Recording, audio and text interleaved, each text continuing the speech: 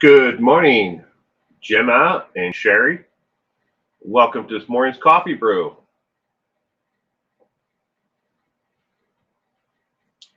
I hope you both had a wonderful week.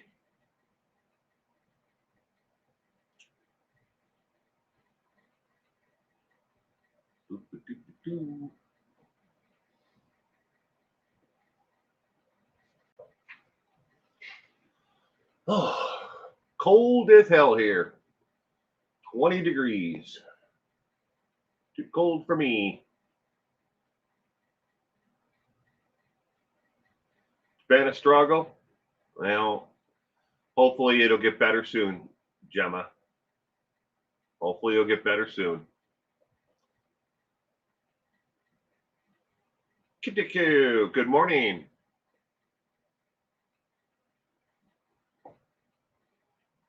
Good morning. Welcome to this morning's coffee brew.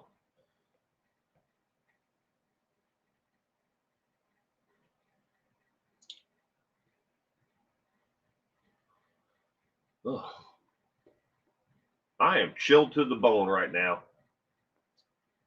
Gayla, good morning.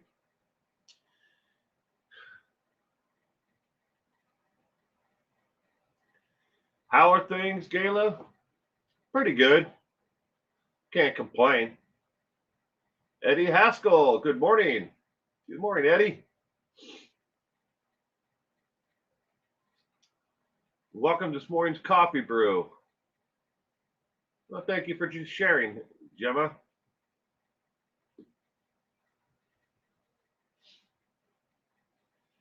Give it a couple more minutes here for people to pop in, and we'll get it going. I'm sorry if you guys hear the background noise of the heater, but I'm freezing. And even when I had to turn the heat on it in here, it's kind of weird because like the temperature, where I live, it was in the 50s, right in there. That's it's not hot warm, but it's livable 50s, and then it dropped down into the last couple of days. It's been down into the 20s. And like right now, it's 20 degrees. So I got the space heater going on top of the heating unit for the place. Just trying to stay warm. Good morning, Sprinkle Donut. Good morning, everyone, and happy Saturday. Happy Saturday to you as well, Sprinkle Donuts. I'm glad you could be here with us. I hope you had a wonderful week.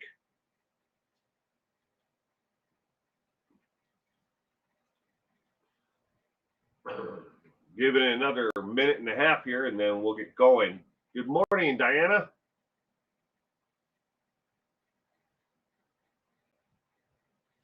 Welcome to this morning's coffee brew. I hope you had a wonderful week. I'm in the kitchen grating cheese. Ooh. Yeah, do you have like one of those attachments to like a stand mixer, or are you just doing it by hand? We got one that attaches to our KitchenAid mixer for grating cheese, because we go through a lot of grated cheese. Because everything from like tortillas.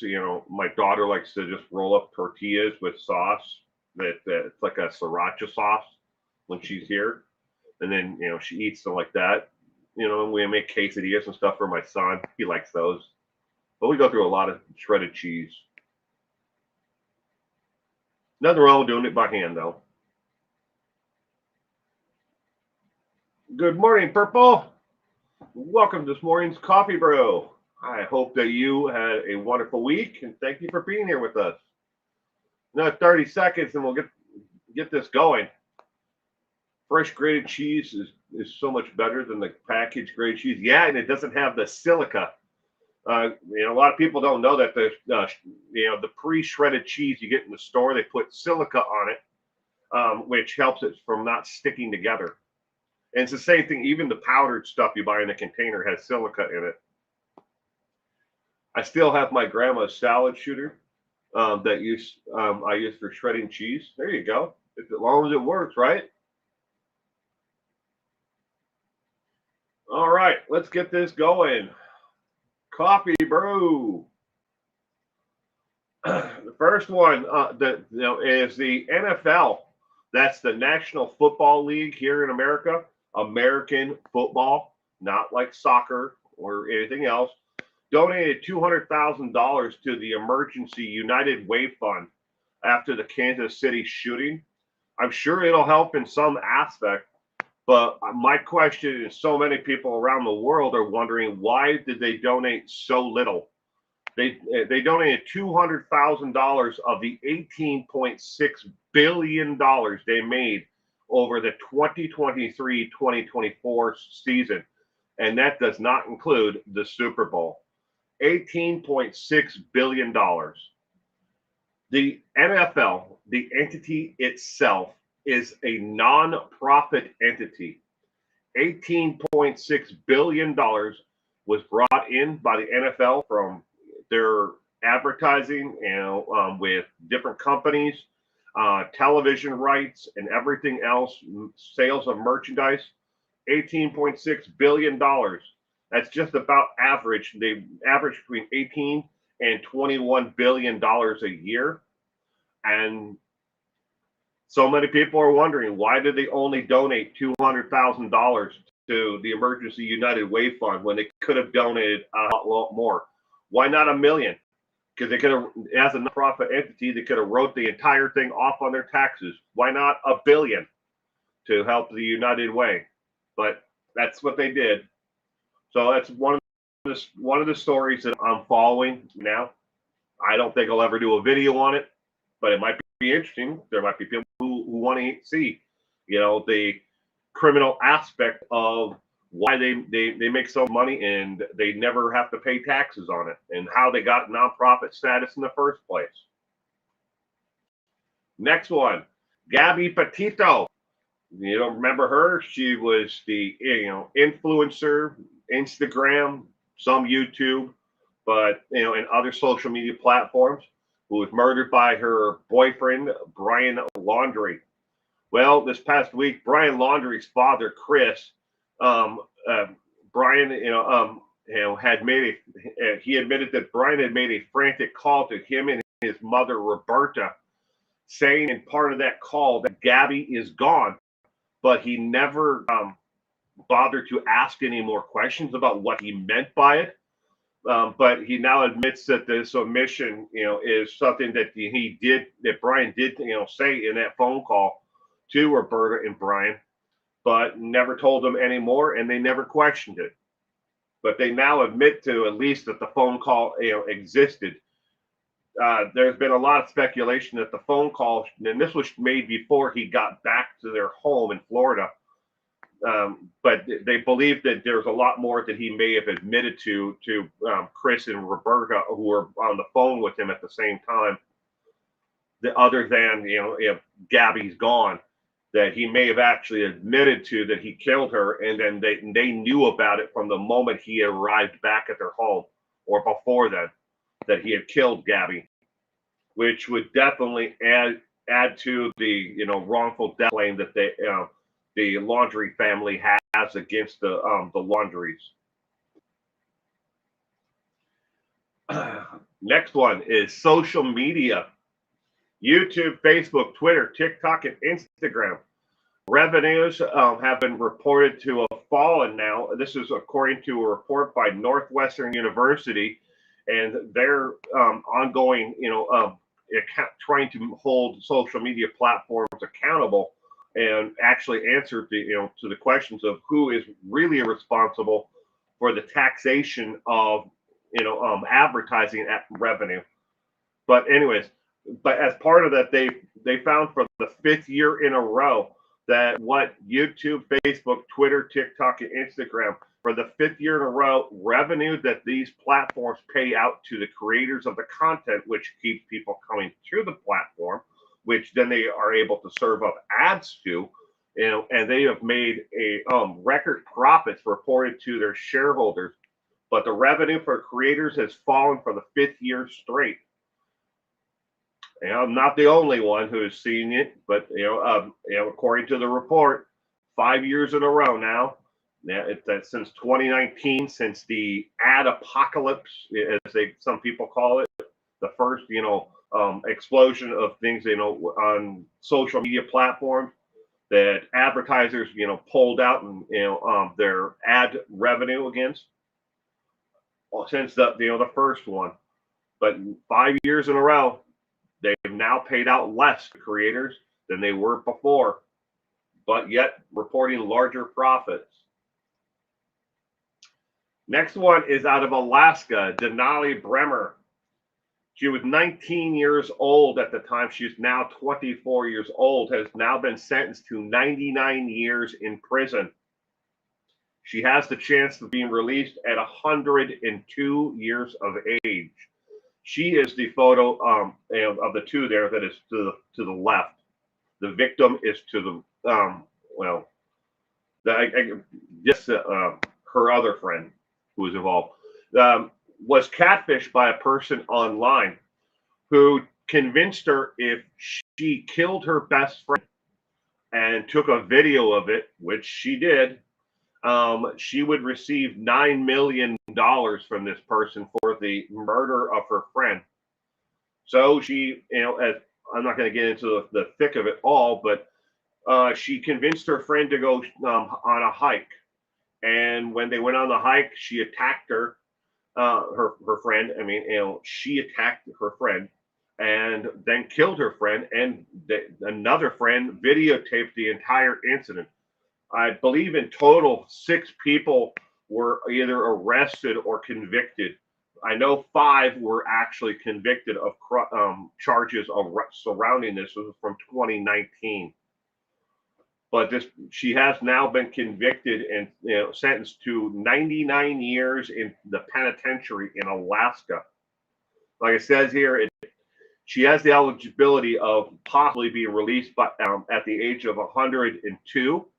And that is giving her credit if she does serve the sentence for good time there in the state of Alaska. She could, eligible at an age of 102 to be released. But she, the individual who catfished her, I don't know exactly, what the total conviction was. I know the charges that were for the person who catfished her, they were charged with, but I don't know what their actual conviction were or what they took maybe as a plea deal for.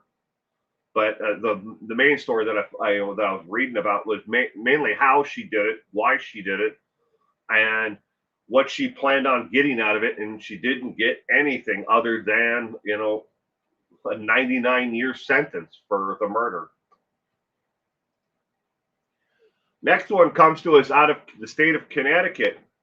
Reverend Herbert Miller, a Connecticut Methodist pastor, has been convicted of dealing meth out of the church's rectory. Well, when I say convicted, I have to preface that with he has been offered a plea deal. He has not accepted it as of this past Friday, the 16th, but he's most likely going to, according to his attorney, they're going to read through it, and he very well will take that actual plea deal.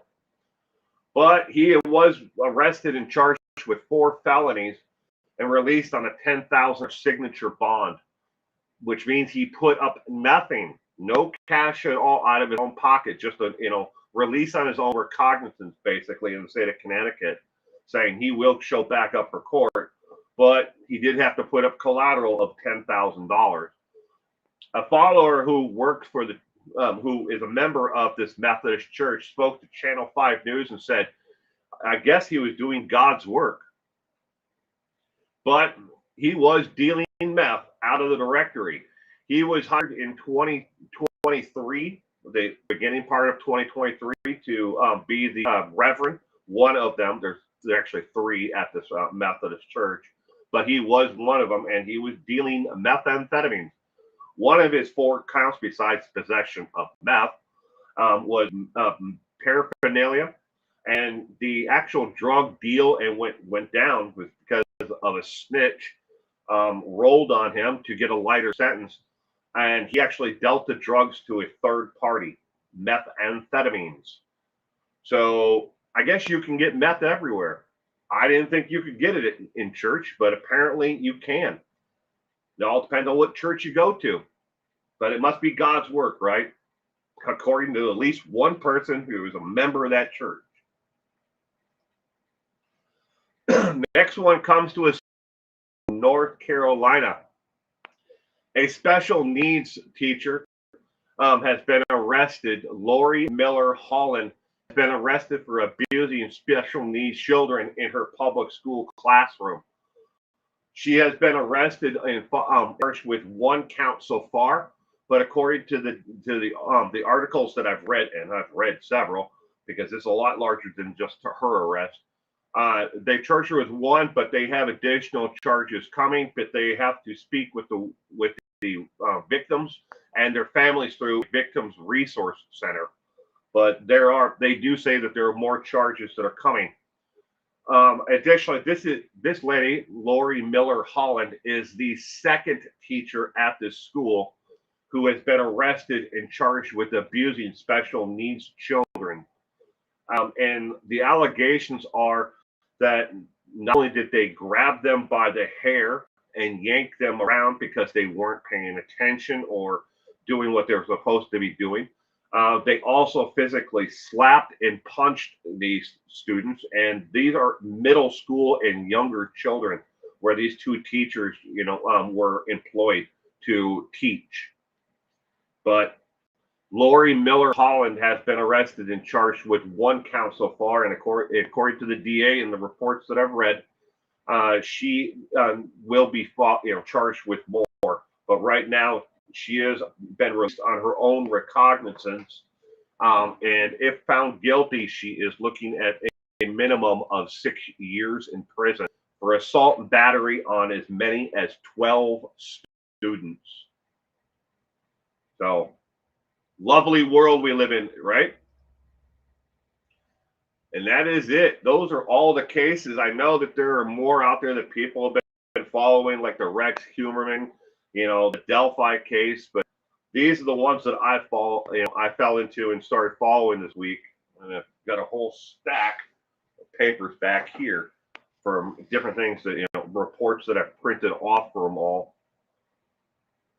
Sometimes you don't follow the mainstream stories. Gabby Petito, I guess maybe, is yesterday's news to some people, but I find it interesting that the Petito family is still going after the laundries when, even if they do get any money out of them, it's going to come from the insurance company. It's not even going to come from the laundry's own bank account. So, and that it's the homeowner's insurance that's going to most likely pay out in the civil case there. So,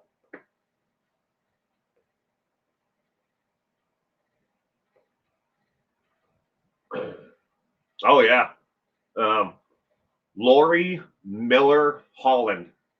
Make sure you look. We just go for it, Gemma. Make sure you put in Lori Miller Holland. Otherwise, you're gonna find another lady who was arrested for, I think it was for violation of a restraining order or something with her boyfriend. Because I kept on finding more and more stories about this other lady, and I'm like, I don't want that one. I want the one from North Carolina. Adam Montgomery trial is interesting. Yeah, it is a little, Gala. I don't want to downplay it, but I followed it a little this past week, watching some of the live streams over on Crime Talk with Scott Reich.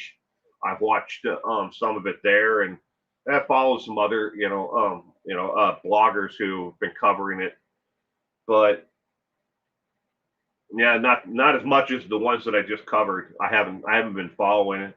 But like I said, I sometimes you just go down these rabbit holes of not mainstream, stories. They weren't in my intention to go down these rabbit holes, but they caught my interest, and I was like, well, I mean, hey, it interests me personally that YouTube, Instagram, and Facebook, and these social media platforms for the 5th year in a row are paying creators like myself, and I'm like, now there's some justification for why I've been seeing, less revenue for every single video that I make, and I put out there in every live stream. I mean, don't even get me started on how little they pay for when it comes to YouTube Shorts videos. It's a fraction of what they're paying, on for regular videos. But I've seen the revenue decline, and I thought, well, it's just you. You're doing something wrong. You're not offering what people want to watch, and then I'm looking at the watch hours and totals. And I'm like, oh, it's about the same as it was last year, but yet I'm making less. So that interests me personally because going down that rabbit hole, it's my life. And with that said, I have been approved for the following. Look at that. Isn't that cool? Buy me a coffee. I have no idea how you even use this thing. I guess you're supposed to scan it with your cell phone or something. I haven't even gotten into it. I know it works. I know it brings me to PayPal, and I can give a donation to myself, but I don't know how it works otherwise. But I was just approved for this, and after fighting with YouTube, ladies and gentlemen, for 3 years, I finally have the ability to get a merch shelf. You're like, what's that? You might ask. Maybe you're watching a video and a creator has merchandise that they sell, hats, t-shirts, whatever it might be, coffee mugs. And just below the actual video, before you get to the comment section, there's like you'll see like a shelf there of, to a link to their store or their merchandise. After 3 years of fighting with YouTube and them telling me, countless different things, I finally got approved for it, along with this. Isn't that neat? Sometimes you just have to be, more resilient and never take, no for an answer and just keep on fighting. Oh, Adam makes Letitia look like a saint.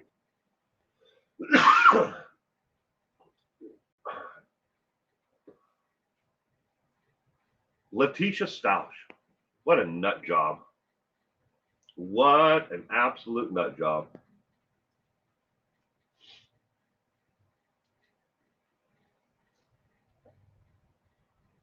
It's horrible what some, Gayla says, it's horrible what some parents will do to their children. It is. It is. And some of the things that people have done to their children are even more insane than what you may have known or heard about.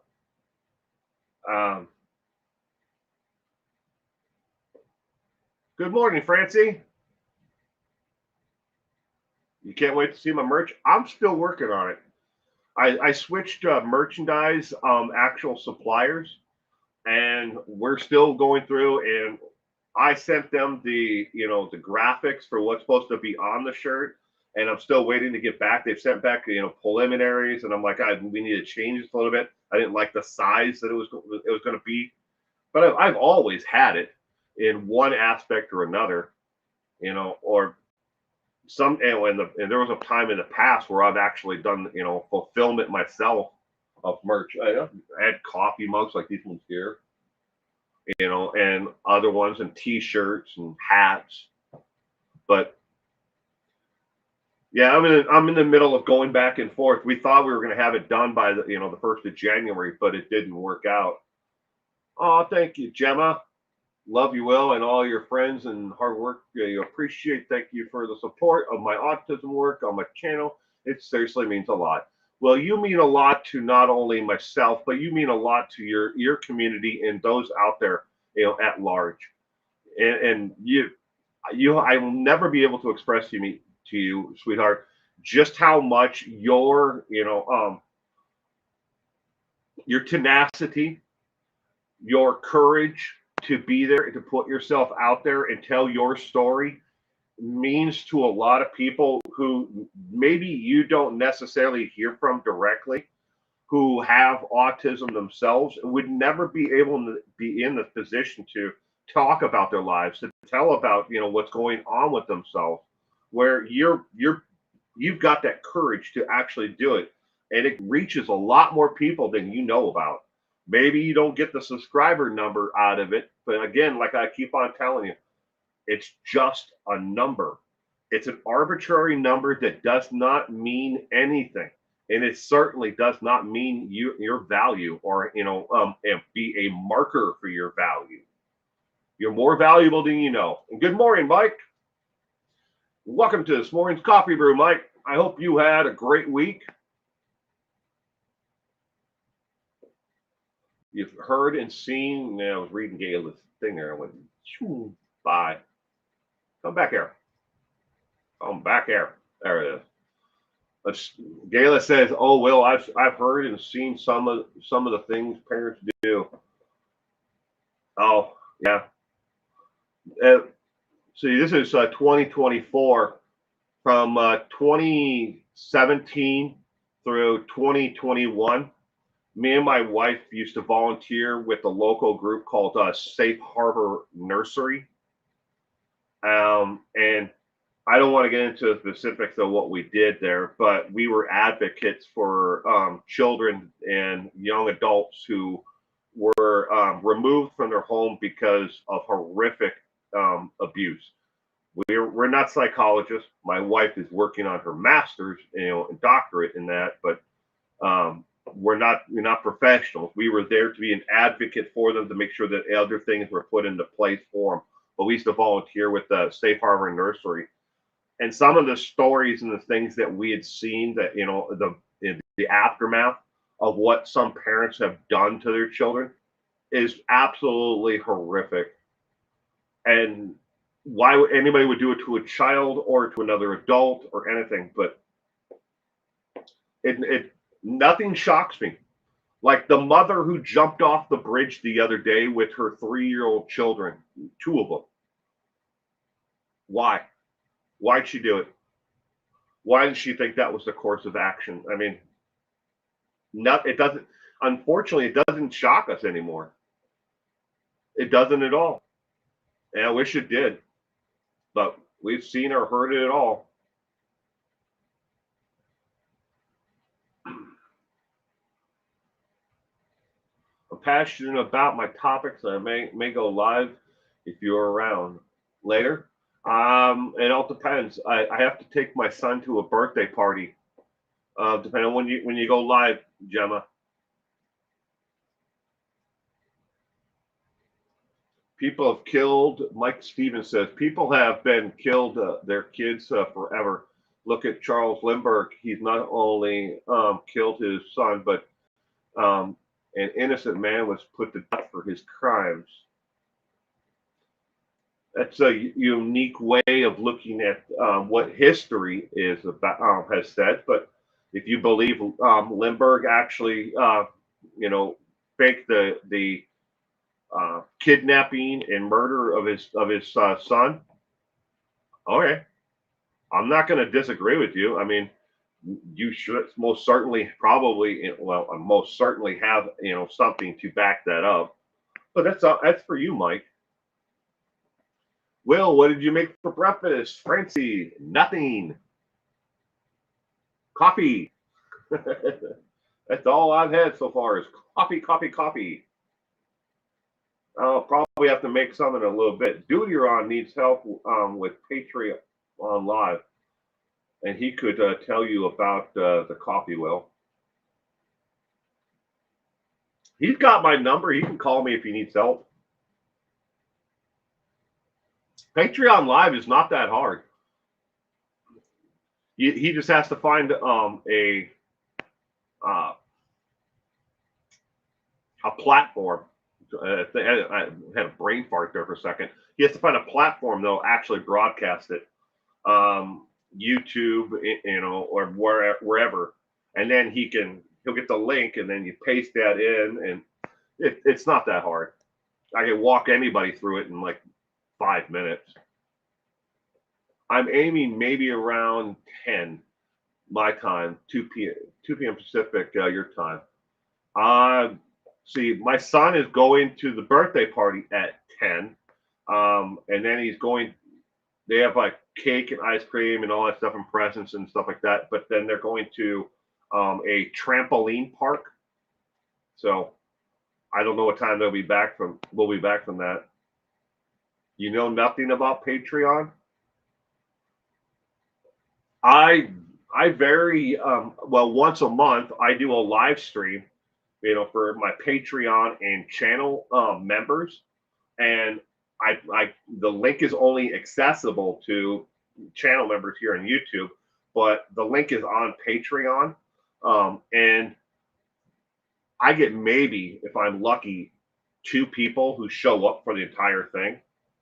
But I mean, I'm not very successful at it. When it comes to Patreon, I have Patreon supporters who've been with me for uh, 5 years, somewhere in there. But I only in a given month with Patreon, I probably make $30. I'm not. My point of not telling you all that is I'm not very successful at Patreon. I mean, it's got a great platform. It works out terrific, especially if you're like a music creator or an editor, or if you're doing things that are other than what I'm doing, where you can actually interact live, with in video platform with people. My daughter is going to a trampoline park today too. Well, cool. I'm aware of the case. The latter alone is proof of his guilt. There is. I'll give you that one right there, Mike. When it came to the ladder and the nails supposedly used in the Lindbergh case, there is huge questions around that, and I will freely admit with that one. Um, I don't know if it proves that Lindbergh is the one who was responsible for kidnapping and killing his son, but I mean, it certainly cast a doubt on the individual who was convicted, in murder for, his actual kidnapping. But that ladder, in itself, and then the money, the note. There's a lot of questions out there about it. I mean, from my perspective, I did. I would just need a lot more to make that leap to say that it was Charles Lindbergh, who did it, though. But I see what you're talking about there. I don't know if that points to Lindbergh, though. That's just my side. I mean, I'm sure there's more that that I don't. Or can I move it to tomorrow at around 9 a.m. your time, which would be 5 p.m. your time? Do your live stream, Gemma, whenever you want to. You got to think about the larger audience besides just myself, okay?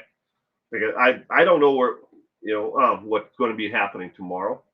I could wake up tomorrow and find out my entire family, has decided to come down with another strain of the flu, and I'm going to put myself in quarantine, away from them all.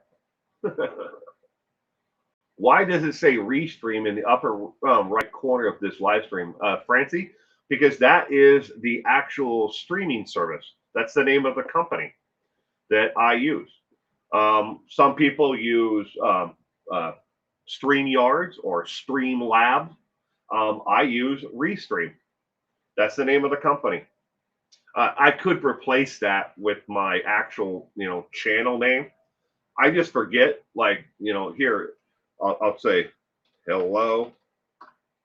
Where it says, I just typed the word hello there in the comment section. It says host, and this is why, because I keep on forgetting to click on. Oh,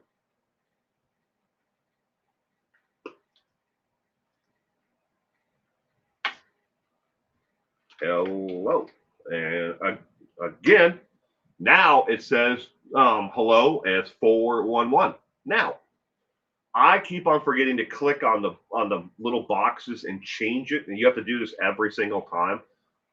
You can do it before you ever do the live stream. All right, I can click on it and change it to a message. I can have a scroll on the bottom. I could add graphics and everything else. I just forget. That's just me. But Restream is the name of the company, to answer your question, why it says that. I like Restream. They offer a free service for anybody out there that's interested in doing live streams. Um, I have used Streamlab and StreamYard. I do not like or will I ever recommend that anyone uses StreamYard. I don't like their service. I don't like that the fact that they sell your information off to anyone and the data that they can glean from your comment section of your live. So not only about you, your content, and your actual people who are watching and commenting. StreamYard can sell all that data off to anyone that they can make a buck off, off it with. I hate that. Restream, it doesn't do it. They don't sell my data to anyone unless I click the box that it's okay for them to actually sell it to a third party vendor. And then they, before they sell it, they ask, are you okay with this? Yes or no? If we share it with your data with this company.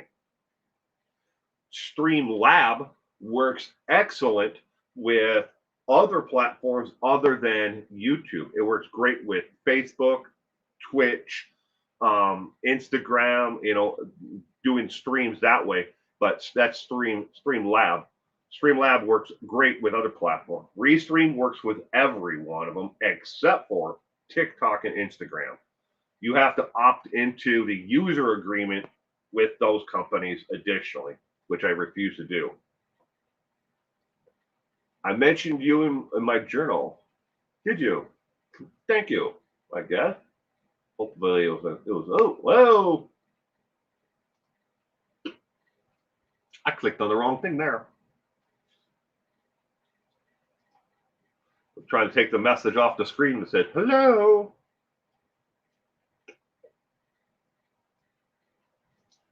It's all, what it boils down to when it comes to streaming services, there's other ones out there that are larger, that are, it all comes down to preferences, basically, how things are laid out. I'm one of only a couple thousand people.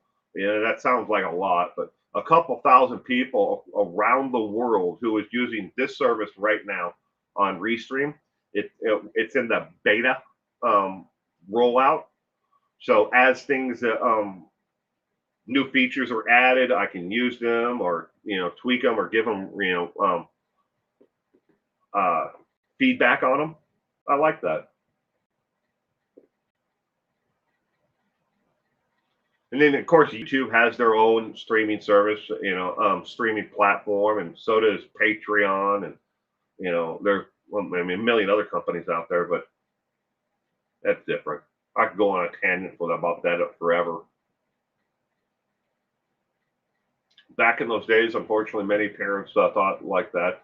Look at the Kentucky family with their daughter who they had lobotomized. Oh, the Kennedys.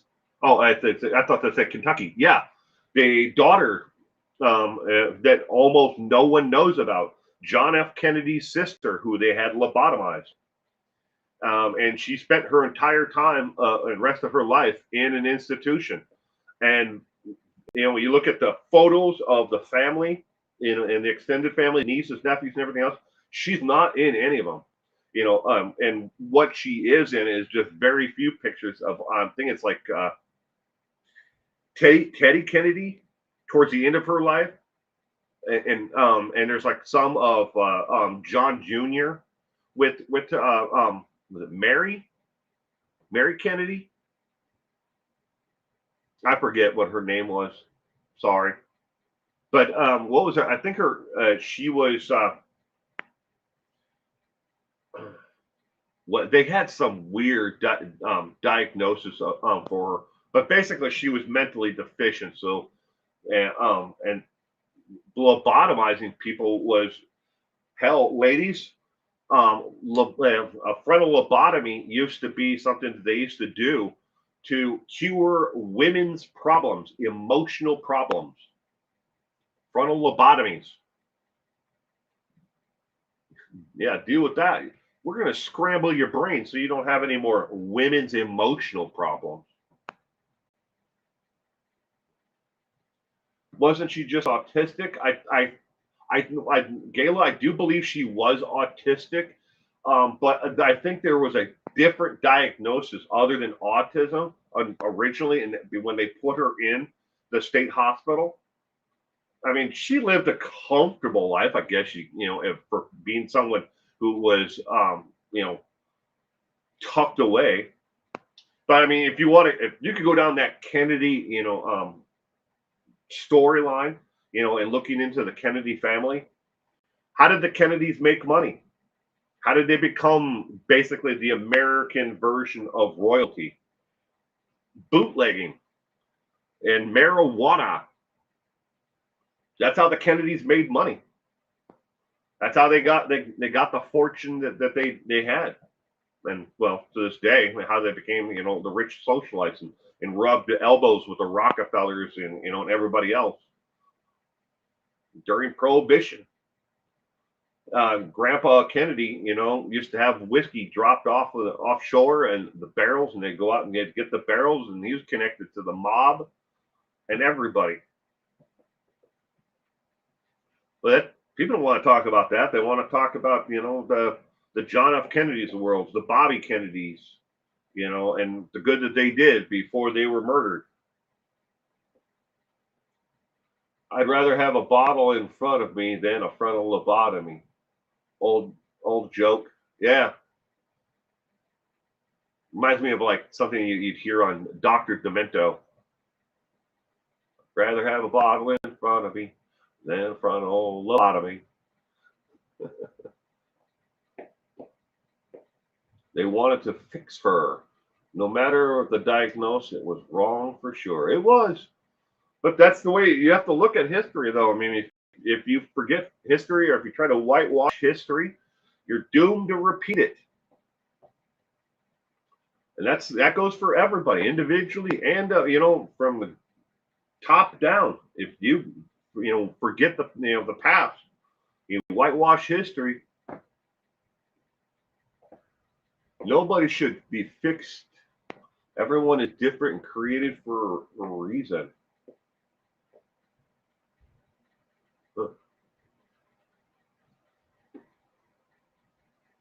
The differences that we all have that make us unique as individuals is what makes this world a better place.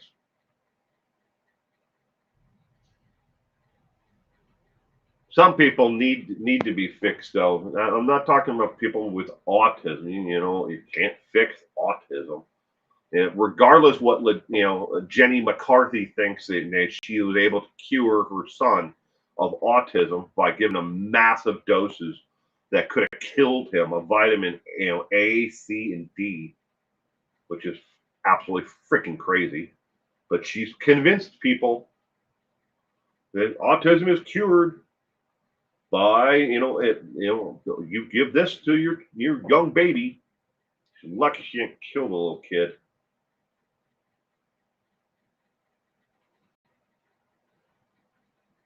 Just thinking how sad and wrong it was. Yeah.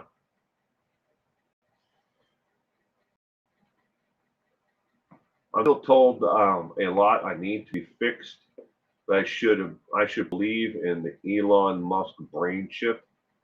Sorry, but hell no, says says Gemma.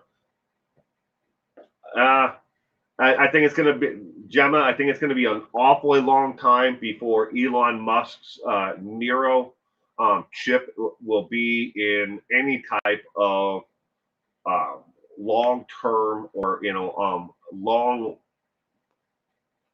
widespread usage. The first thing that they're trying to do is restore actual movement by using the neurochip and I believe they did the first neurochip implant, but we've had other things that are like the neurochip that he's going down that road with for an awful long time, trying to restore physical mobility for people who are paralyzed.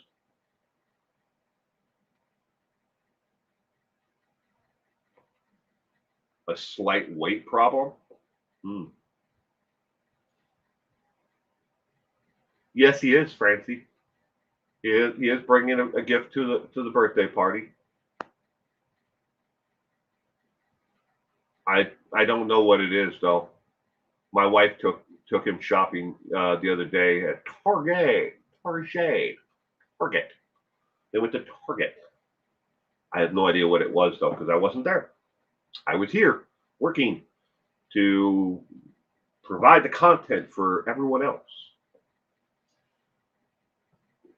I know some people. Gayla back in the I've read stories about people who did this, and I've met people who had members of their family locked away because and they kept them forever.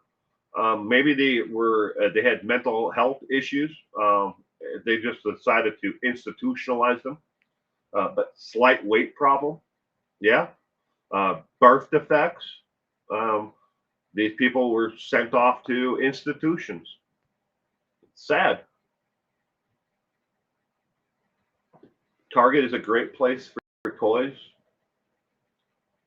Yeah, I find Target is a hit and miss when it, sometimes just like every other store, you know, Walmart or wherever, it's better than some others. How about I say that about Target when it comes to toys? Um, I'm really sad that at least in my area, all four of the Targets stores. We have four of them here. Every city has one.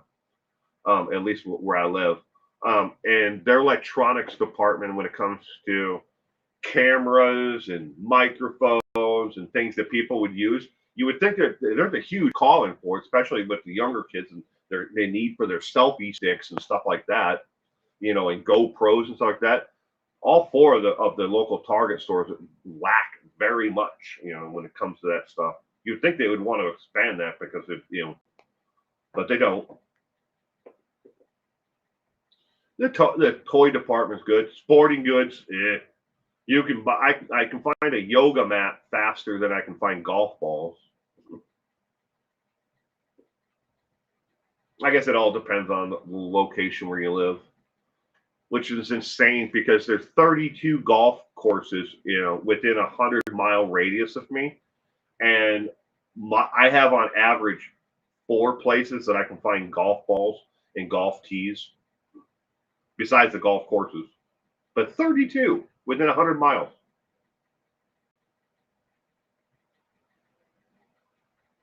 You were brought up in the Twiggy era, the Twiggy Froman.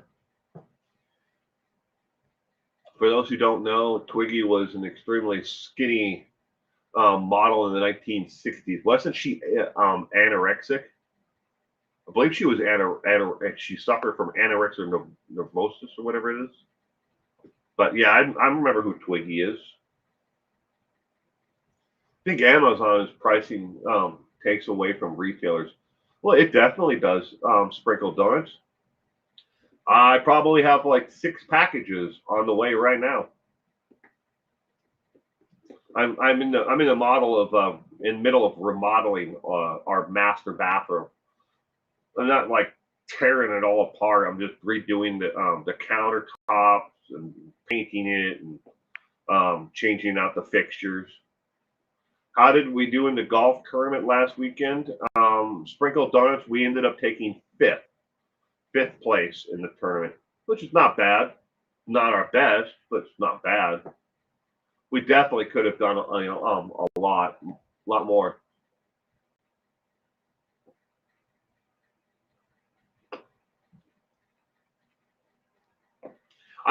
Francie, I thought I read a story about that that she suffered from anorexia or some kind of eating disorder when she was a teen.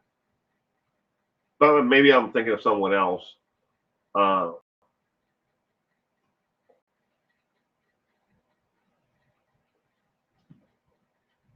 I used to think Twiggy and Goldie Hawn were the same person. Good morning, Interpeas. Welcome to this morning's coffee brew. Goldie Hawn.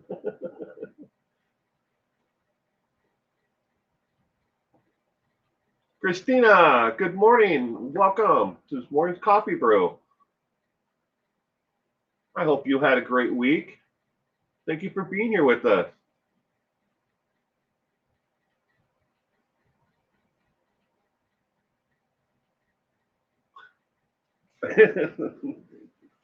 still thinking about that. That she thought that the Goldie Hawn and Twiggy were the same person. I mean, back in the day, I can see where you'd see that. But I'm thinking more of like the 1970s, the hairstyles, Goldie Hawn.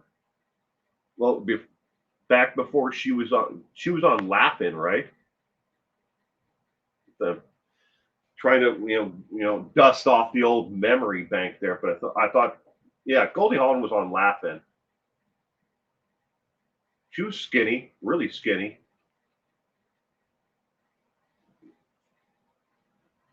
Anna Marie, good morning.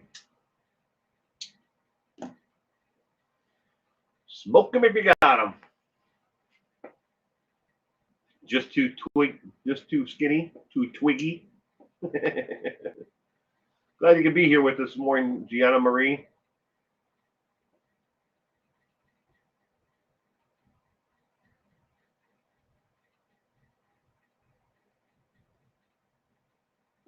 The WWE, is that like World Wrestling or the World Wildlife? No, that's WWE. World Wildlife. That's WWF. WWE would be World Wrestling. No, that'd be association.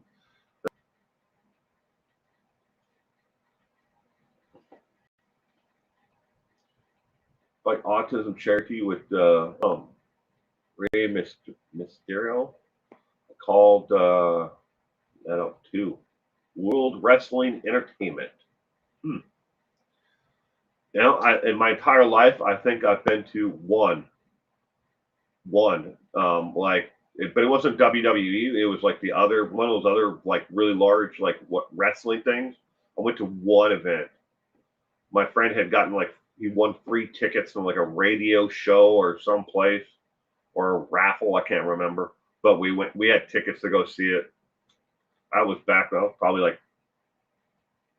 16, 17 years of age.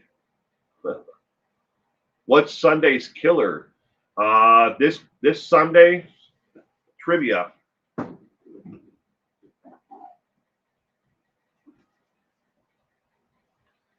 is serial killers. This is last of the compilations of different killers that are questions that are left over from the past that I put together to make the trivia night. 20 questions, but it's all on serial killers.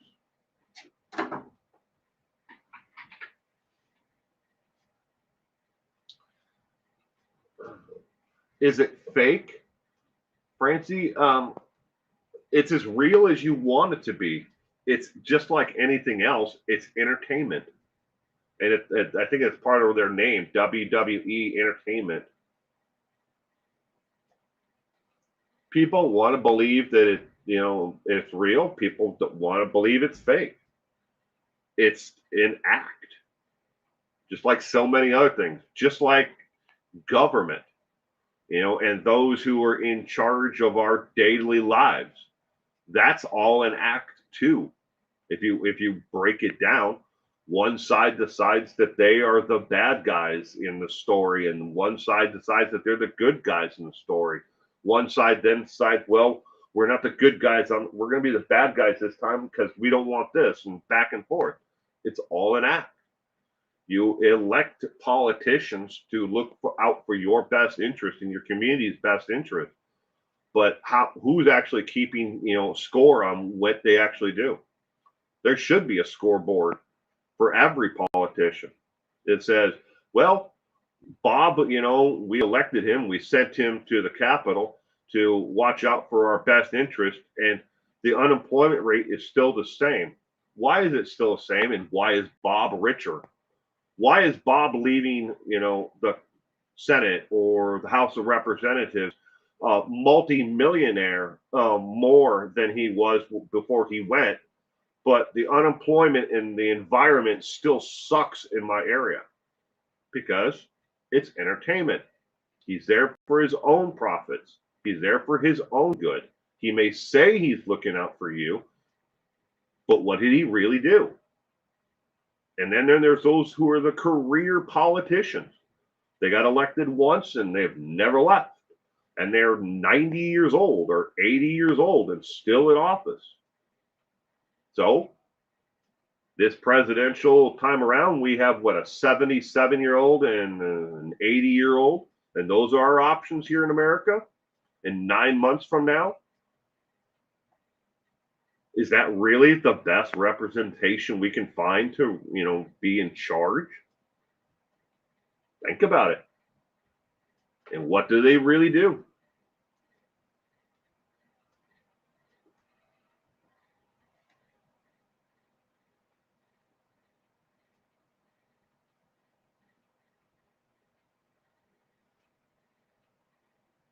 Half Moon Bay?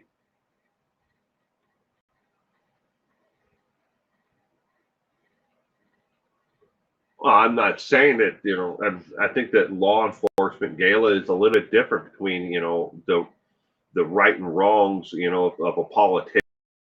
In law enforcement, when you were working, you had, the law and the Constitution that you had to uphold.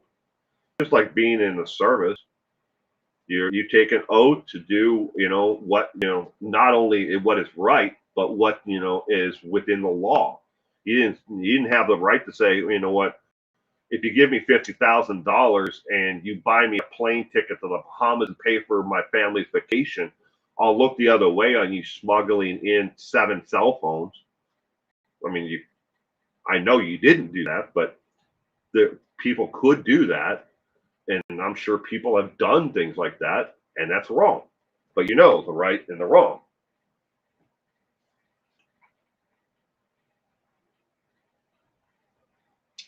A Trump supporter will? I'm not a supporter of either. And let me explain to you why. I don't believe that either one looks out for my best interest or going to do a damn thing to make my life any easier or any worse. That's the actual fact. And when it comes to politics, I almost never talk about it because, it's so dividing. They want to divide us, put us in all these different groups. As long as we're in all these different groups, we're not paying attention to what is really going on in this world. They want you to be in this main group or this main group, and you're supposed to believe that this one is the right group and this is the wrong group. Hate these people over here. Only look at what's going on here, but don't pay too close attention. Oh, whatever you do, don't pay too close attention to what's going on. But just vote for this person over these people. Divided, it's easy to conquer us all. If we're working together, we can make the world a better place. We can take care of the problems that we really have on the day-to-day level that makes our lives better. And I don't think that either Biden or Trump is going to make a damn bit of difference in my life. They're not going to make anyone's life really better. They're just going to, drive that point home that we did it. We're it. And you can you can have your negatives on each side. I don't think either one of them is going to be, any better than the other.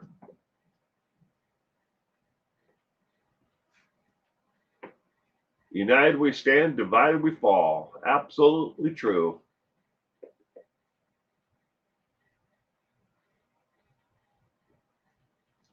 But that's the world we live in, though. And a lot of times you have no idea what the hell is the truth is or not, because the internet and social media and everything out there, they're just bombarding you 24 hours a day with one version of the story over the other. And they have their story, and somewhere in the middle is where the truth is.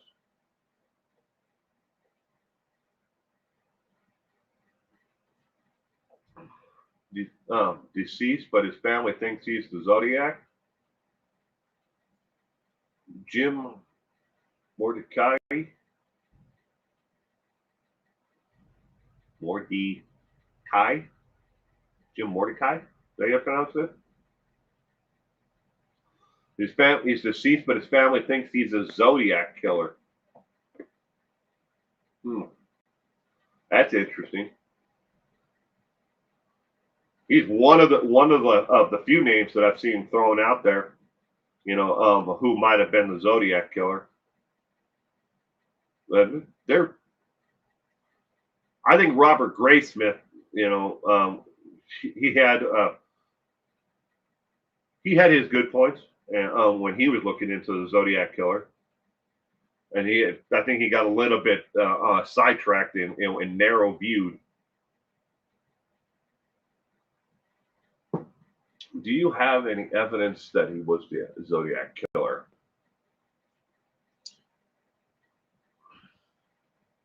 They may have circumstantial evidence that he was, or maybe he would. This Jim guy was just a killer. I mean, there's another serial killer who was working in the state of California who had somewhat of an MO of close to the Zodiac killer, but he didn't kill people near bodies of water where like the Zodiac killer did. Nor was he ever known to dressed up in an outfit like that. He just normal clothes and he just killed everyone. I don't think they'll ever really truly solve the Zodiac murders unless they find like direct evidence like DNA or something like that to the Zodiac killer. It's the only way we're ever going to really solve it.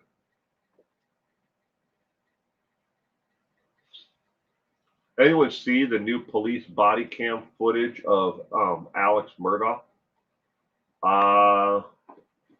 Of what in particular part, Francie? I've seen a lot of body cam. Are you talking about the day that his of the body cam where he supposedly discovers his wife and son dead? I've seen quite a few about that. The truth about Jim.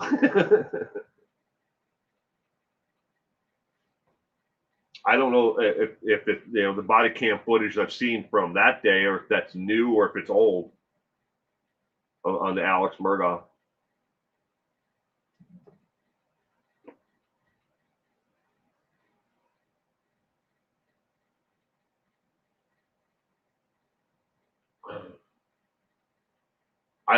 When it comes to Alex Murdaugh, you wouldn't believe the amount of people who filed Freedom of Information Act requests or FOIA requests for everything in that case.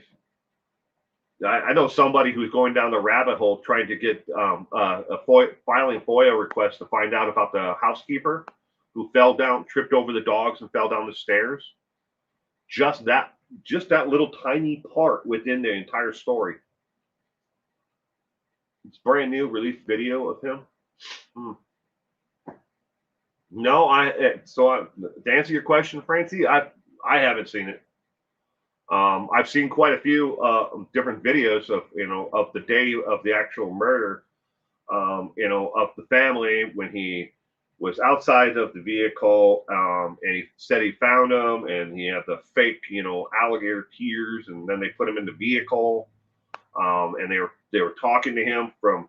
It was not only the chest cam videos, but it was the inside dash videos. I've seen all those.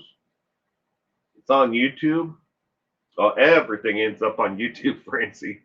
A lot more than you guys would believe is out there. It depends on how far you want to go down the rabbit hole of things. Actual crimes that have been committed, that maybe they're on YouTube, or you can find them on the Wayback Machine. People post all kinds of crazy shit to YouTube. So I wouldn't be surprised if there's new video that's been released and somebody posted it to YouTube. Saw it on Facebook page when I Googled him, a high school alum, where he was a teacher. Interesting. But it's on YouTube. I don't go on other platforms. I try not to, Gayla, but at the same time, I'm trying to get people to new interest and people to check out my content. because I need eyes on my content because it's the only way I make money. So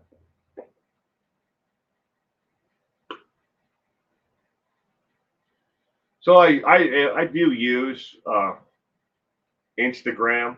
I don't use TikTok because I'm truly surprised by anybody who does use TikTok, but I'll get into that later. But I use Instagram, Twitch, Twitter, Facebook, YouTube, and then I also have Pinterest, but that's just for my own,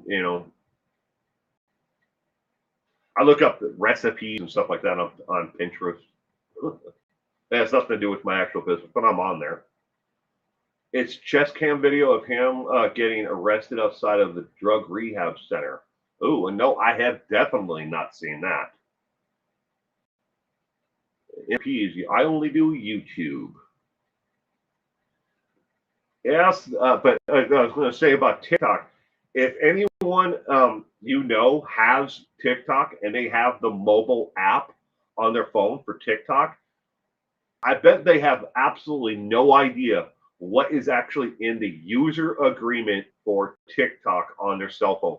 Maybe it's your niece, your nephew, your daughter, yourself, but in the actual user agreement with TikTok on your cell phone, you are agreeing as part of that, and I'm not joking about this at all. You're agreeing to, in that, in order to use their app and their platform, to allow them to have access to every photo that you have on your actual phone. You're also allowing them access to every part of your phone, and including all of your communications, your contacts, and their phone numbers, their addresses, or anything you have stored in your actual device. This is all part of the TikTok user agreement that nobody reads and just scrolls down and clicks the box yes and then uses TikTok. Everything. And then on top of that, your location, and it's tracking you. As long as that damn thing has a battery and it's not dead, like broken in a million pieces, it's tracking you. And people flip out when Google knew where they were. The damn things are listening to us 24 hours a day, but nobody's flipping out about that anymore. You're not flipping out about Facebook tracking them, and placing ads, for local businesses based on the location GPS data. When they download TikTok and they're sharing every aspect of their entire life with them, and it has nothing to do with it, you actually using their platform, but people agree to it. I will never use TikTok because I read the agreement. I think it was 4 months after murders and before the trial, just released yesterday. I'll have to look and see if I can find that. Yeah, Christina.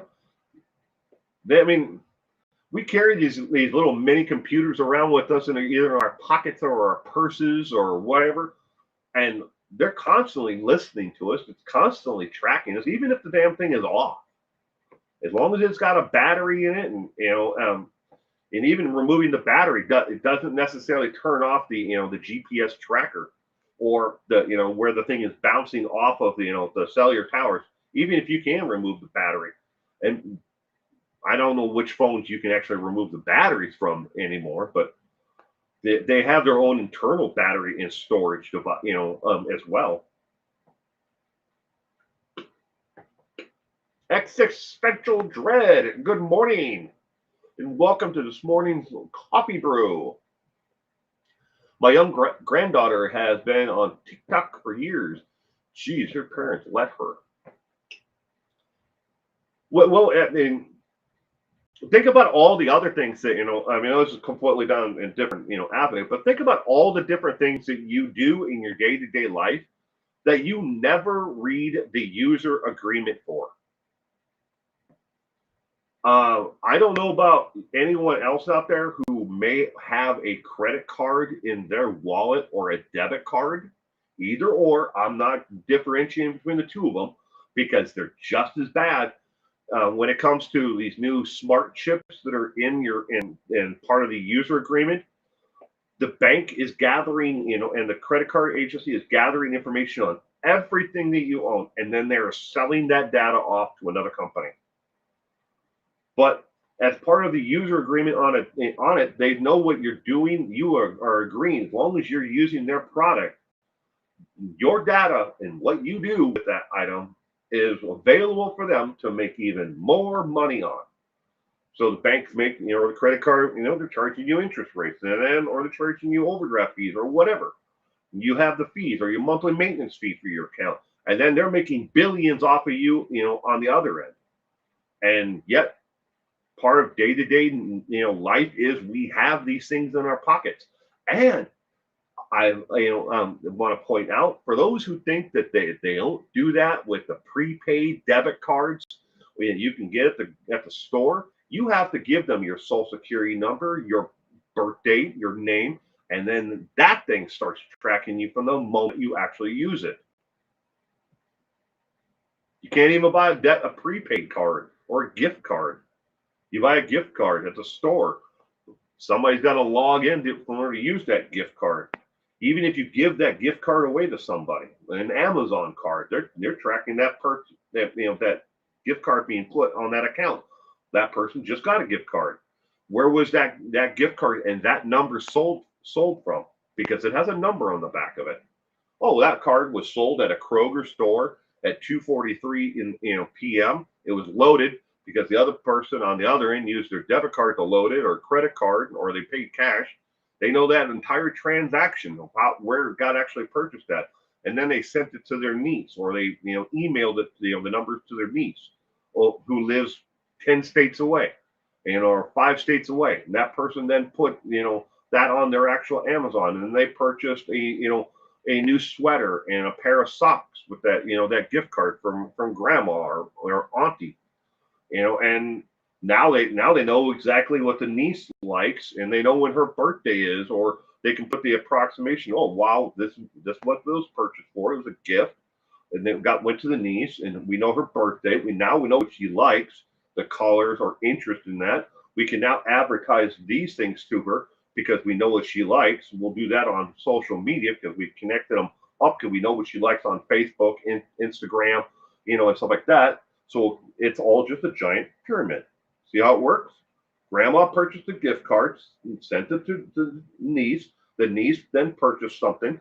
We know from the niece's interest on different platforms what she likes. Well, when's grandma's birthday? Let's just start another triangle over here for her interest. We know she loves her niece. We know she has family. You could go down this rabbit hole a long time. And everywhere we go, we're being tracked and listened to. You can either worry about it or not. I know about it, but I don't worry about it. I don't give it a thought in my day. Short Nights, good morning and welcome to this morning's coffee brew. I hope you had a wonderful week.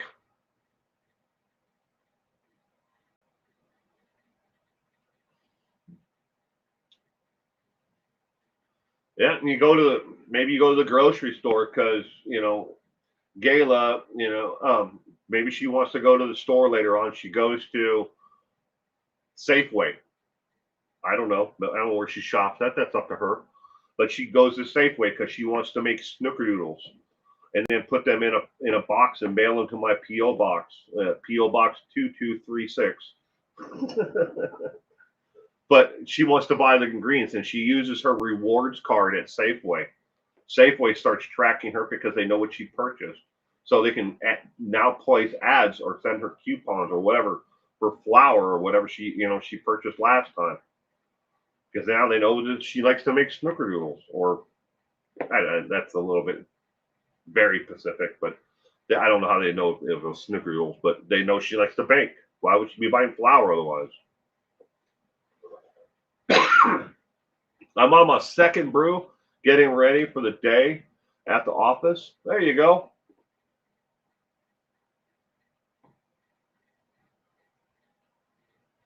Louise. Good morning, Louise.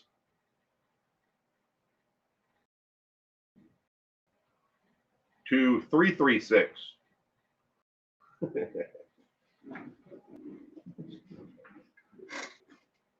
It's on my YouTube. If you go to YouTube, it's my actual thing, and there's like a little arrow for the greater or lesser than. You hit that little symbol next to my YouTube link, for my channel, and you open it up, and it'll bring up a drop down menu. The PO box is there. I'm not hiding it from anybody. I get a lot of mail. I get some correspondence from actual viewers who have written me or sent me postcards.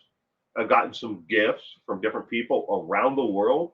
Got a great friend in the UK who every once in a while sends me, like a care package of like different candies or things that they picked up here and there on their travels. Love her. She is so awesome.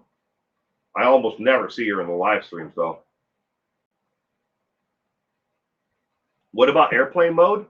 Airplane mode. All that does is change the actual settings notification, but it still tracks you. But that's just the world we live in. You can either worry about it or you don't.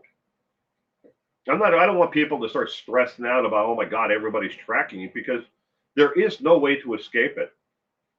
And you have to think about, that's where the Theodore Kaczynskis of the world came from, and why so many people were interested in not only him being the Unabomber, but his manifesto about rallying about technology, and how everybody was listening and following and tracking, and and the government was interrupting his actual life. In a lot of aspects, he was absolutely right. And I might want to add also, he probably never would have gotten to that point if it wasn't for the fact that American Airlines changed their flight pattern to fly directly over the top of his cabin, off the grid cabin. It was 12 times a day in each direction. That used to be a mile and a half in another direction, where it would fly back and forth. But American Airlines changed their route, so it flew directly over the top of his cabin 12 times in each direction every day. So 24 times a day, every day. And that drove him absolutely shit bonkers.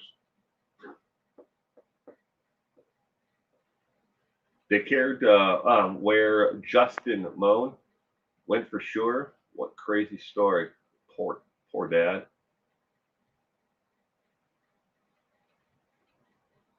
No one cares where you go, LOL. Oh, I'm sure quite a few people care where you go, Short Nice. I'm glad you're here with us. I care where you go. And when it comes to the government, some retailer, somebody's watching. Even cash. People think, well, I'll just get rid of all my debit cards and my cell phone and everything else. I'll go off the grid and I'll just do cash only. Well, unless you're keeping your cash in a mattress or a tin can buried out in your backyard, you're not completely off the grid. And if you have electricity, they're following you. Everybody's keeping tabs on everyone. It gets even worse. Well, that company from Israel who came up with the program Pegasus. That's the name of the program, but I do believe they're from Israel, or maybe they were from Jordan. But they invented the program Pegasus, where the government can remotely break into your cell phone and read everything and download everything that you have and basically clone your phone remotely. It was meant to go after terrorists. You remember that. As you give away your rights and amendments underneath, national security, they did it for security reasons. We were going after terrorists. But no place left to hide. That's why I live my life right here in front of a camera for the world to see, Louise. I have nothing left to hide. Be transparent.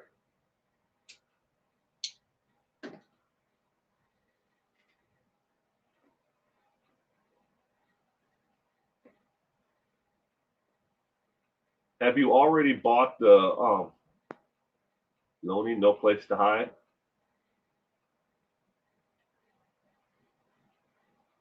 We remember YouTubing with Dad's severed head, right? Well, I read about him quite a bit, and you hear existential dread. Here's what pisses me off the most about that entire thing is how long that stream stayed up on YouTube before YouTube took it down. I've made a live stream. Well, I've made several, but let's just take the last one as an example. But the last one I did, YouTube, not even a half hour after I completed the stream, YouTube age gated it, and then YouTube took it down. And then 8 hours later, they sent me a notice of why. I mean, I ended the stream. They age gated it, so they immediately. So when you clicked on it, all you saw was a black screen, and you need to click to agree that you are over 21 years of age. And that was the first step. And then they took the whole thing down. And all I did was read a report about the fundamentalist Mormon Church and the Mormon Church, which is insane. And then I talked a little bit about the people, within it. But anyways, but that's what I did, and that was gone immediately. And then 8 hours later, they sent me a notice to tell me why they took it down. And that guy's live stream with his dad's severed head was right there for hours afterwards. And there are still copies of it online on other sites where you can actually watch that. It's insane. It's like why is this okay and this is not? That's why you shouldn't commit a crime.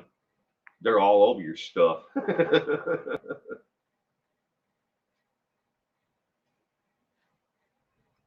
Ooh, okay, scroll up. Went down to QAnon, bad rabbit hole, and wagering war on the federal government. Insane. QAnon's funny. I find QAnon funny. I'm sorry, but I do. What started off as a joke and satire, and it was complete satire, and then people picked it up and they start running with it and believing it. It's like the same people who believe that it's a real news network. If you haven't heard of The Onion, it's satire. And people believe the stories that they read on The Onion and that other people then share from The Onion. They believe these are real reporters and that they're talking about real topics and real events. The Onion Network.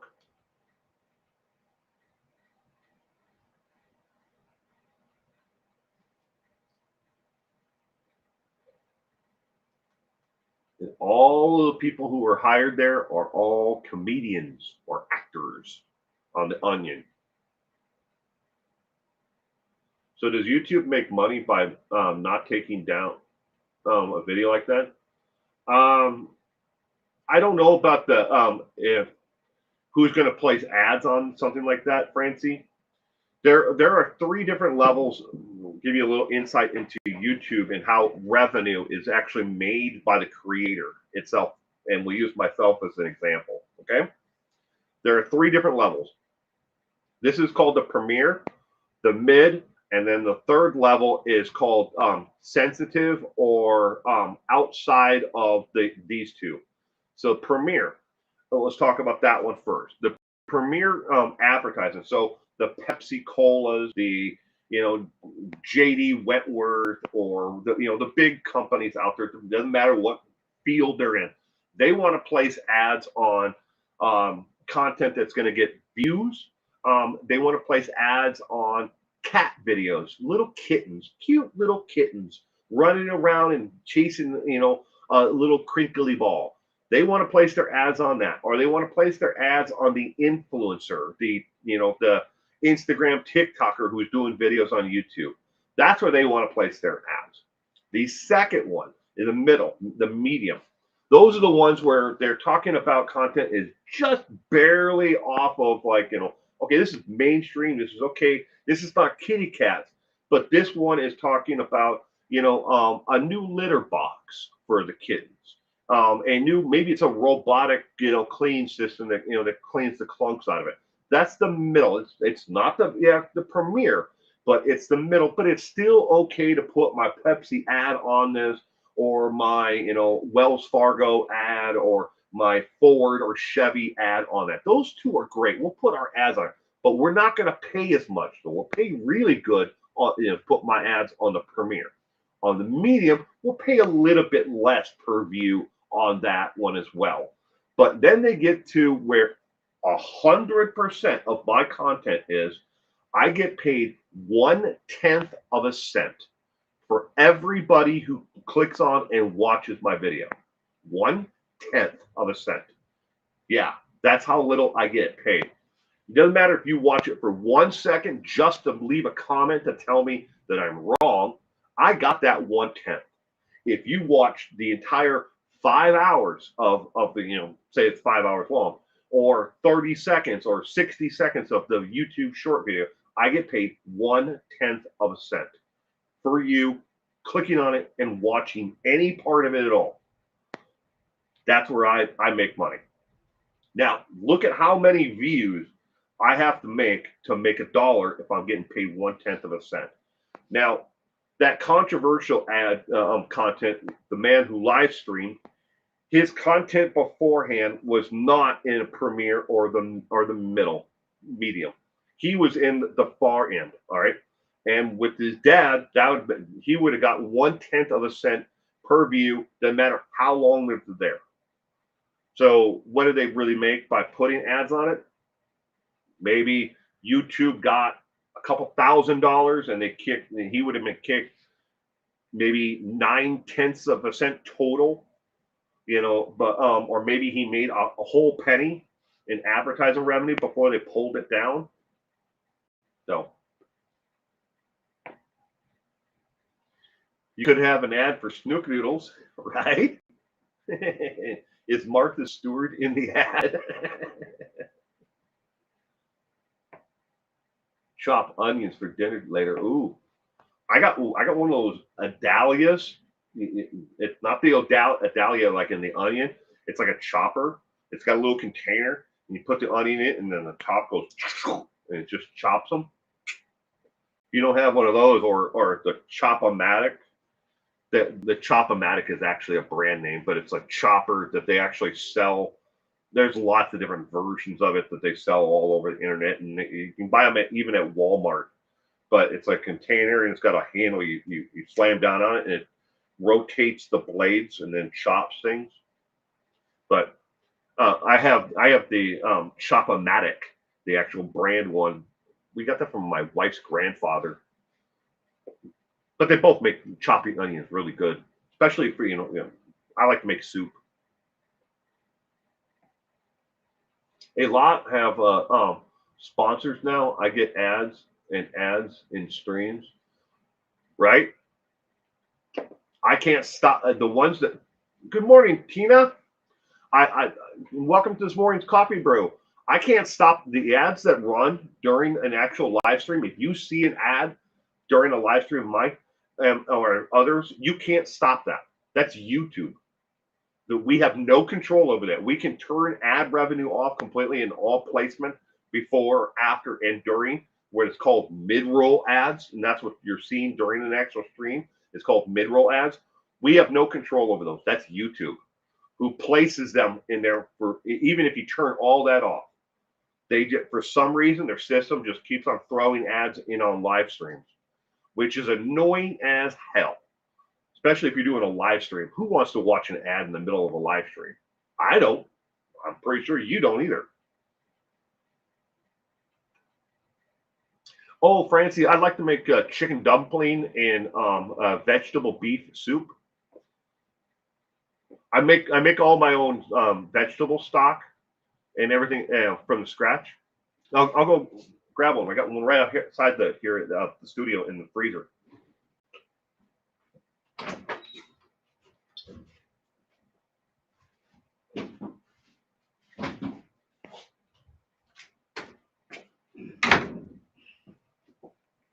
This is vegetable stock. It's frozen.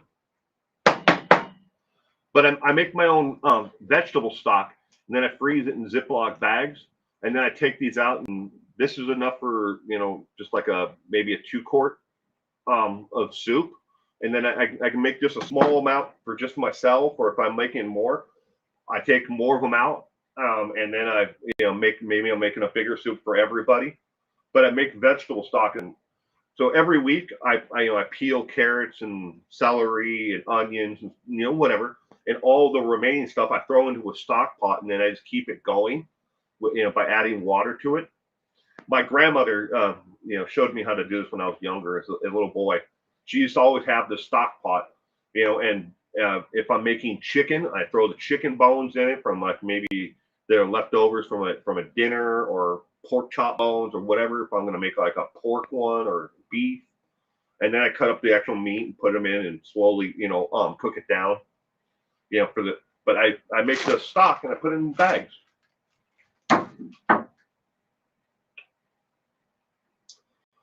I don't. When it comes to like soup, you buy in the store in a can or whatever. To me, it's just a waste. You're spending money on things that you don't need to. All you got to do is like what are you gonna do with it? I can put it in my compost bin. Ooh, great, man, that'll be good for the garden. Or I can start making a soup stock with some of the stuff. I mean, there's certain things you can't throw in there, like cucumber rinds, or melon rinds and stuff like that. That I can all go in the compost. Chicken, the eggshells, that all goes in the compost. Potato stuff, some of the peelings, potatoes. But I mean, I'll peel the potato and then cut them up and throw those in the soup. But the skins of potatoes I don't put in there. I'll trade you some snickerdoodles for some homemade soup. Right? Chicken dumpling, vegetable beef. Yep. But I like making soup because it doesn't matter what time of the year it is. Summertime. I mean, think of it this way. I always have a pot of soup, not a huge stock pot. It's about 2 quart pot. I always have one of a soup stock. It's always going, and I can whip up a soup in a heartbeat. I've already got that. I've got the vegetables and everything else in the refrigerator. It doesn't take that much to saute them down and add stock to it. And you got soup in a heartbeat. I love soup all year round. I do. Watermelon rinds make good pickles. True. I can a lot, Tina. I haven't done a watermelon rind in a while. Right now I've got a shelf full of marinara. I got pickles, beets, carrots, parsnips, and I think I have some canned quail eggs, but I'm not sure. I'd have to check to see. I'd have to go in the pantry in the house and look. I'm old. I make my soup and stocks. Same here. You don't have to be old. You just have to have somebody show you how to do it. When I was a little boy, maybe 6, 7, 8 years old, somewhere in there. I was always just interested in what my grandmother, was doing. When she was always baking or making something. I had a grandmother that, well, more my great grandmother. You couldn't go to her house and not eat. It's one of those things. Midwest, farm family. You show up at my grandmother's house, she did not let you leave until you ate something. You know, and I've always been efficient like that. Make my own soups and everything else. Isn't parsnip like a turnip? Yes, it is. Zach Arrington. Sorry, I'm not what. I think that's is an R there. Yeah, Arrington. Top of the day, Will. Top of the day to you as well, Zach. Welcome to this morning's coffee brew. We need a video, Will, to teach us. I use short nights. I used to do them. I really did. At one time, before back in the day, probably 5 years ago, somewhere in there, I used to make all kinds of videos about cooking, and how to stretch $1 at the grocery store. My family thinks that I'm extremely frugal. Um, I don't see it that way. I don't like packaging over things, buying things that are over packaged. Like, my main thing, besides that they taste like, absolute crap, frozen dinners, I won't, you cannot get me to buy or take home even if you give it to me free, I won't take it home because the cardboard, the plastic, and everything else that's involved in that entire footprint for that damn meal. And then you're just going to throw all this stuff into your trash can. What the hell are you going to do with it? You can recycle maybe the cardboard box, but you can't recycle the stupid plastic container.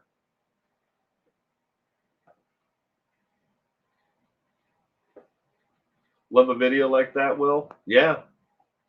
Well, I used to, but nobody ever watched them. That's why I stopped doing them.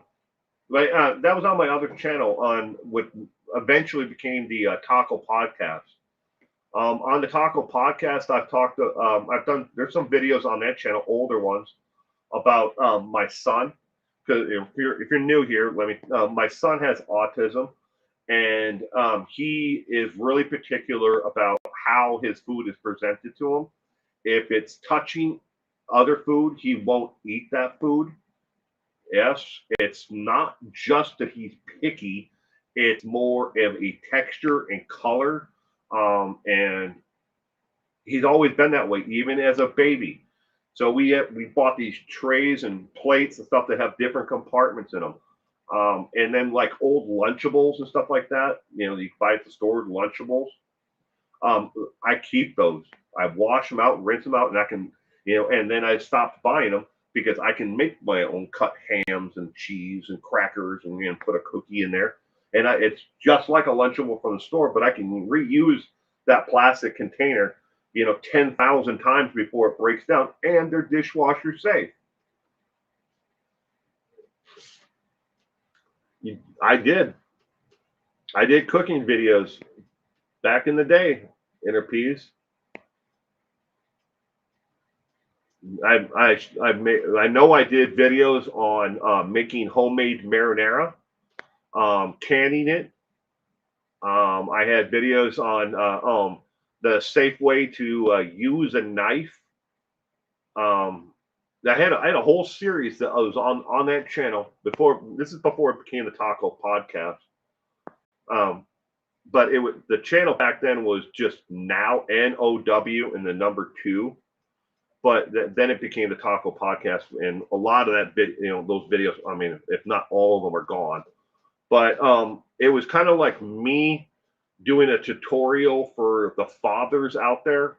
But it was the video series were all called Cooking with Will, and it was me like showing fathers, how to not only cook, they can do it themselves, but how to save, and how to prepare a meal that is not just for today, making dinner, but making a meal like, okay, if I prep this now, I can make 12 meals for myself to go to work with for the week, and I can do it for less than $10. It's showing people how to do stuff like that. But nobody watched it. I'm not kidding. In like the first 2 years, I maybe had like a couple hundred views total on all of it. It didn't matter how much or what I did. Nobody was interested in it. So I was like, I'm going to give this up. No. And now I have the Taco Podcast. I got 350, 370 subscribers on that channel on the Taco Podcast. And I get maybe 12 views on every video. And I know me and my wife haven't done a Taco Podcast video since the new year, but it's because life has just gotten in the way. We will watch. Yeah, I don't think I have the time for it anymore, Interpeas. But I went over everything, in it. I still have all the stuff in the house. I bought a rolling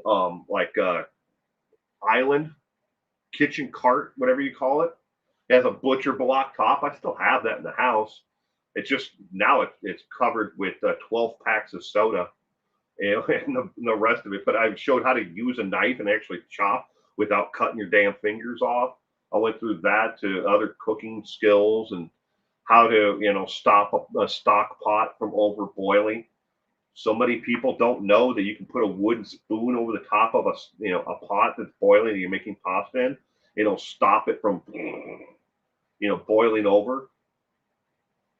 How to properly cook things like that, because I was kind of keeping in mind, that while I was doing those videos about how a lot of the younger generation doesn't necessarily know how to cook. I mean, they can pick up their phone and they can do their Uber Eats and everything else, but they wouldn't know how to make, a dinner for two. And where do you even start? Well, they start on YouTube or wherever looking for a video on how to do it.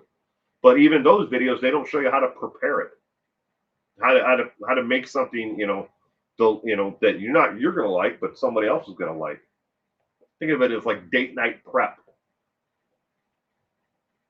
Has anyone heard from Cement Shoes? Yes, I saw Cement Shoes in the comment section on another channel. I did not see Cement Shoes here. I'm sure Cement Shoes has got other things going on. Hopefully, Cement Shoes has not forsaken us.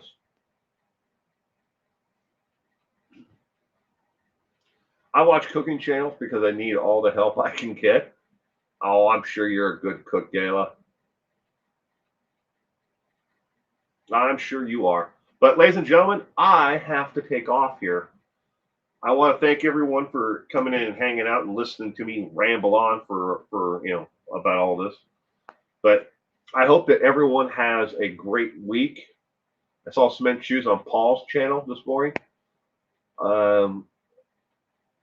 Where did it was it Lamont's?